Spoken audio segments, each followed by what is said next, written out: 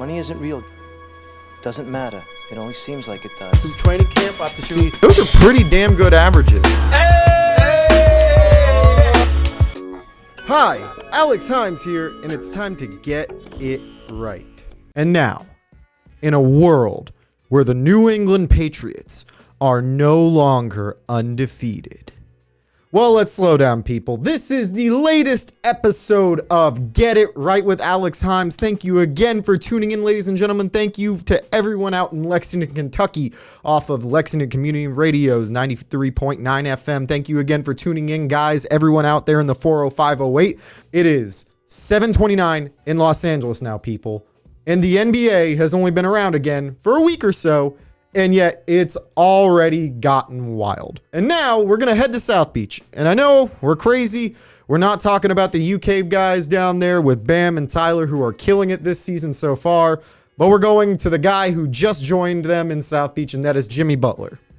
Jimmy Butler is by far the best thing to happen to the NBA in terms of social media because he's the most unfiltered guy, gives everyone the business, fits right into the city of Miami given his demeanor and the way he is. I love it. It's a match made in heaven, and this is why it's a match made in heaven, because 6 games in, he's made it a point to say what he thinks. So I got to read you guys this quote. After being 5-1, sitting second in the Eastern Conference, making teams look wildly inadequate, beating teams by an average margin of 15.8 points per game, not including the Bucks game, which was a 5-point win. Mind you, against the Bucks, okay? I'm reading this and I'm laughing because it's comical. Jimmy said, act like I'm not a good basketball player. Like, for real. Just think about that. Like, I can't come in and make a huge difference?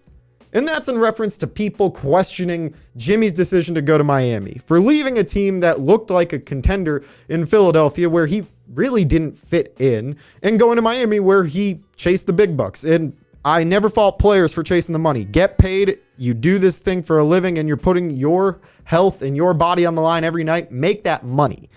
But Jimmy made it a point to say to people, the Heat aren't as bad as we thought. Well, let's backtrack, Jimmy. No one is talking about you. And I say that wholeheartedly because we recognize you're an all-star level talent. You're a guy who can lead a franchise, who can be the leading scorer. You just need to be surrounded by the right pieces. And the situations that you've been in as of late clearly haven't been the right situations, whether it was in Minnesota or whether it was in Philadelphia. Things didn't seem to work out. And we're only 6 games in, but you guys are looking good. So I give you that credit. My point being is, it's not that we didn't think you weren't going to be good, Jimmy. And it's not that we didn't think you could get other guys to come join you in Miami. It's purely because look at that roster and take a moment. I know, wild. Take a moment to think of your surrounding teammates. Nobody knew who Kendrick Nunn was. Nobody expected Tyler Hero to be this great out the gate. No one expected Goran Dragic to be playing the way he is off the bench. No one expected the Heat to be this sound defensively going against some of the best players night in and night out in the association.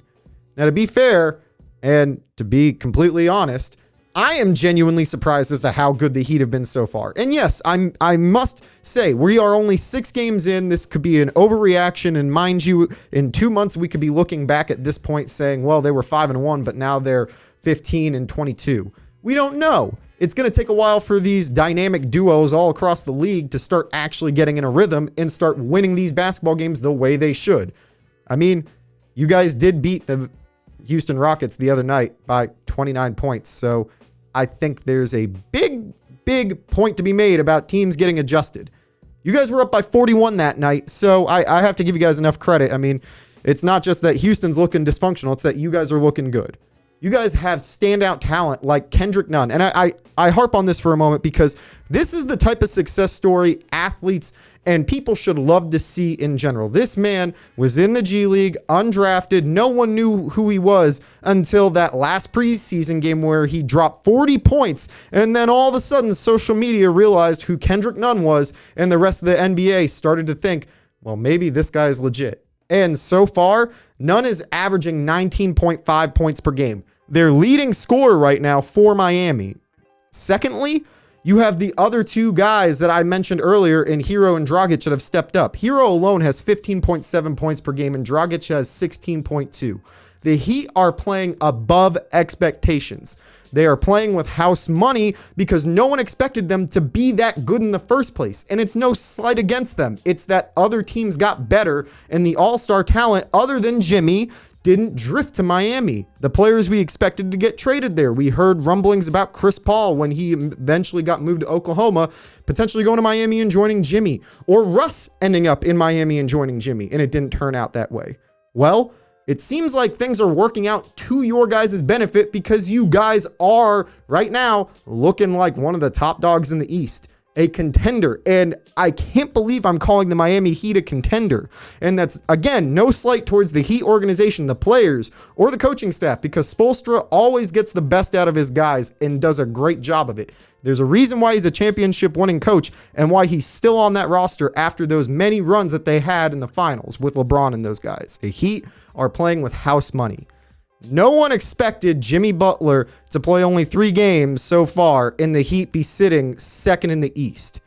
The Heat overall are overachieving, and I expect fully at some point for them to level out and potentially still be in the playoffs. I think that they are still a playoff vying team somewhere between 6 and 8, but do I think they're in the top 5 of the Eastern Conference?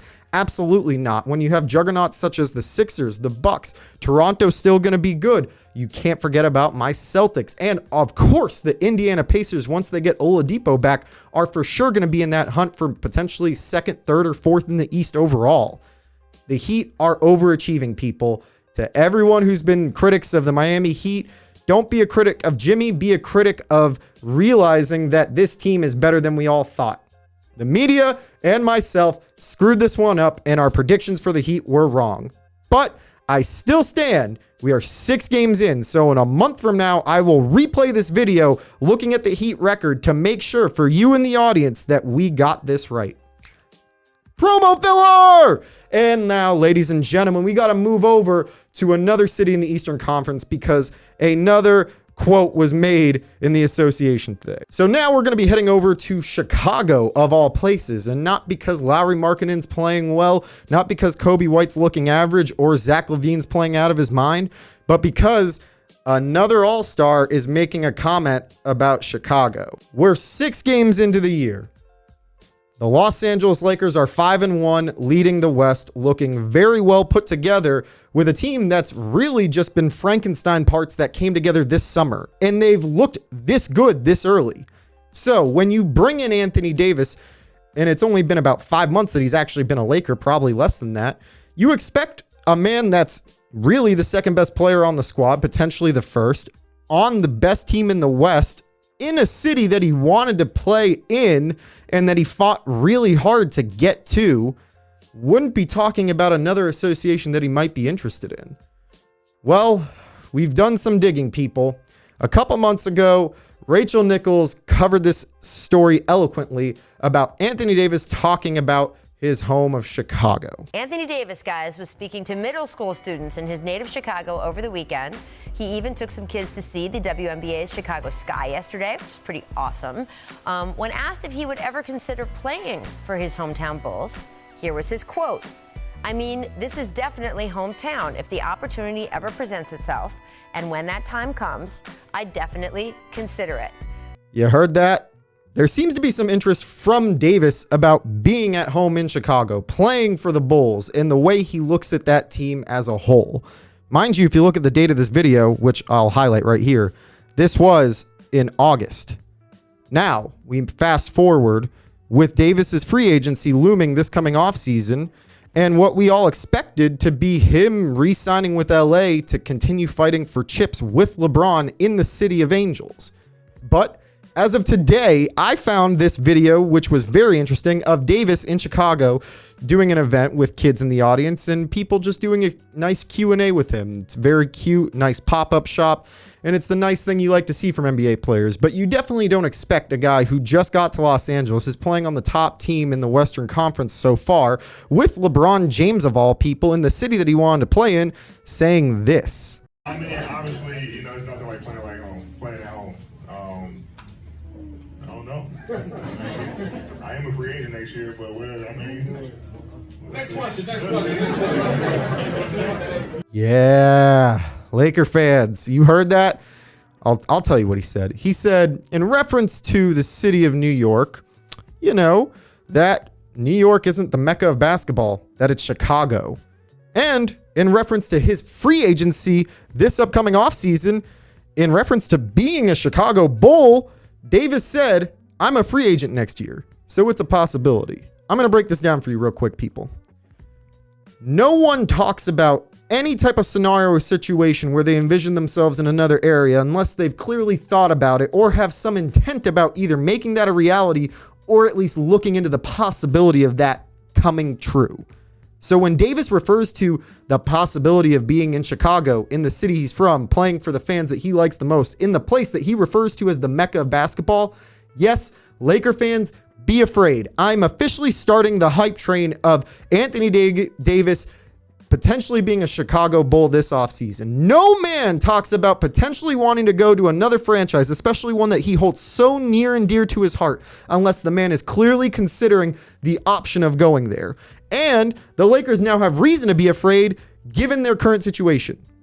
In order for the Lakers to get Anthony Davis and get the squad that they currently have to make the current championship runs that they are trying to do within the 4-year window of LeBron James on the squad, of which they have 3 years left to do, one of which they have AD down for sure, they have to continue playing with top-notch players, which means to get Davis, you gave up all your young assets that could have been your future down the road to play with Davis down the road or play with other players down the road that you go and get in free agency or you draft. And not to mention, they put their future on hold by getting LeBron, by paying aging veterans to play around this guy to win a couple of chips right now. They went all in on right now in this very moment, which makes sense, especially when you have a guy like LeBron James. You bring him in for 4 years, you expect to win a title within that very end window of his career, that 4-year deal. Davis looks at the situation, and I'm playing hypotheticals here, but look at the Lakers versus the Bulls. Sure, the Lakers can win right now, but Davis has to look out for his future. And what do the Bulls have? Lots of young talent in what he refers to as the Mecca. Zach LaVine, Markkanen, White, Dunn, Wendell Carter Jr. I mean, the list goes on the young talent that the Bulls have, and they look pretty competent. I mean, come on. Does it seem kind of far-fetched for AD to really go back to Chicago? No. They have young talent, young players that will play well alongside AD and in a city that he loves to be in. Anthony Davis is a free agent this coming offseason, so I'm going to put it to you straight, people. AD does not leave Los Angeles if they win a title. This is not a Kawhi Leonard style movement. This is purely if they win, he stays. If they lose, he goes. If the LA Lakers can't make it past the second round, he leaves. If the Lakers can't get past the Los Angeles Clippers and lose at the hands of Kawhi Leonard and Paul George, or even worse, just the hands of Kawhi Leonard, the Lakers are going to lose Anthony Davis, who will go to the Chicago Bulls and make that team a stronghold in the East for years to come. There is legitimate fear that Davis could leave Los Angeles, and it is all but confirmed by his statements today. The fact that we had video of him saying stuff about his home on The Jump with Rachel Nichols months prior, and then now we see this footage come out literally today of him talking about the same subject all this while later, while the season's already begun, while their top dogs are already in the West, and while they're looking like a team that's legitimate. He is making comments about his future already with another organization potentially. That's a concern, a legitimate concern. Get this right, people. Los Angeles could lose Anthony Davis. We're going to go to a situation that was divisive at one point, and that is Dwight Howard and his return to Los Angeles. I remember years ago when Jacob and Ronnie put up the Stay D12, hashtag Stay D12 posters all along Los Angeles down by Staples Center when Dwight Howard's free agency was looming. the year that they acquired him the first time. And then he ended up leaving, going to the Houston Rockets to what he thought was Kobe 2.0, someone he could work better with, but realized shortly thereafter that Houston was actually better without him, and then became the journeyman that we all know, saying that he appreciates playing for each organization that he's gone to, whether it be the Hawks, the Wizards, I was about to say Bobcats, the Hornets, all of which he really played minimal time for. Now the man has finally had an opportunity to spend some time in the offseason, slim down, change his look, change his mindset and appearance. This is now Dwight's 16th year in the association, and he's only 33 years old. The man has a lot of talent left to offer, and it's being showcased within 6 games already. Now, before I give you his stats, I want to throw out 5 different advanced stats categories that Howard is ranked in. This is top 10 in the league. He's 10th in defensive rating, 1st in net rating, 1st in effective field goal percentage, 5th in true shooting percentage, and 10th in rebounding percentage overall. And mind you, he's also 5th in blocks so far with 2.9 a night. Now we're actually going to go in the actual stats. So he's averaging 6.8 points per game, 8.2 rebounds per game, 2.3 blocks on 21 minutes a night. Mind you, at the start of the season, the Lakers were panicking because they had lost DeMarcus Cousins, and they needed to find an ample backup to AD because JaVale McGee is perpetually the Shaqtin' a Fool of the association. So you need to find someone who isn't as inept to the task. And they managed to find Dwight Howard, a man who had been spurred from multiple organizations, been dealing with injury history over the last couple of years, and a man whose last actual time in Los Angeles wasn't the kindest one. This story is the best story of this year, and we are only 6 games in. Dwight Howard was a man that we thought this offseason was done. We regarded him as a guy that was over the hump. He wasn't able to play or produce the way he should anymore. His injuries had finally caught up to him. Age, attrition, mental health stuff, because this man's been in the news for so much stuff. I'm not even going to get into the personal side of things because it's none of my damn business and it's none of yours too. What we're focusing on, though, is the fact that Dwight is now back on the court. All right? Dwight is making an impact. Bigger than we expected. So big, he has the largest plus minus of any Laker on the roster. All right? By me telling you this number, it's going to prove that so far, Dwight Howard is the best steal of the offseason so far. He is a whopping plus 67 when on the court for the Los Angeles Lakers. In 21.3 minutes, I believe, or 21 minutes per night, the man is a plus 67 for the association when he is on the court. Whereas McGee is a -5. Dwight has the highest plus minus percentage of any Laker by 20 plus more than the next one. Oh my God. I can't believe I'm reading. Even though I'm reading my notes, these numbers are still ridiculous to me. We've gotten to that point in the career, though, where it kind of makes sense why Dwight is the way he is now. He's no longer viewed as the top scoring option on a team. He's playing with a team that has LeBron James and Anthony Davis, so he's not required to be in the top scoring category, not required to have the heaviest load on this organization, and he can play the way he does. Utilize his talents the way they should be to their fullest potential, being a full court runner on both ends, blocking shots and also making opposing offenses deal more difficultly by being unable to drive to the paint or just forced to take tougher shots. And he also is the best alley-ooper that they have other than Davis. So when you can get him open for an alley-oop either by Rondo, Bradley, Green, LeBron, Davis, I mean, literally there's distributors on every point of the court for the Lakers. This man is the perfect fit. So much so, Dwight Howard is making a case for being the starting center for the Los Angeles Lakers. Dwight Howard is making such a case for being the starting center for the Los Angeles Lakers, it's not even funny. We've gotten to that point, actually, where I believe Dwight should be the starting center for the Lakers. With the inept play of JaVale McGee perpetually getting a Shaqtin' a Fool play every damn time the Lakers get on the court, Dwight Howard is the saving grace for them. He is a plus 67 Oh my God. Mind you, the other stats that I gave you, he's first in 2 categories, 10th in 2 categories, 5th in 1, 5th in blocks per game so far. The Lakers found the steal of the offseason, and the fact that they had to get him as a bargain bin player because they had to fill in for DeMarcus Cousins going down only makes this story sweeter.